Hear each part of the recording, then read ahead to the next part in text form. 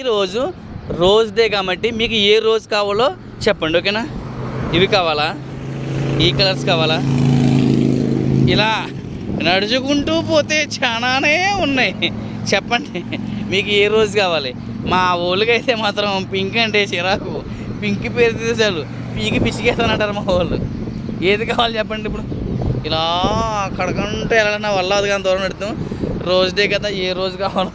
Rose rose rose rose రోజా పువ్వా, మొత్తబతి పువ్వా, పసుపుగా ఉన్నావా, రోజు రోజు రోజు రోజు పూస్తూ ఉన్నా పువ్వే నువ్వా, నువ్వే నువ్వా. ఆహా, ఏం కావాలి చెప్పండి.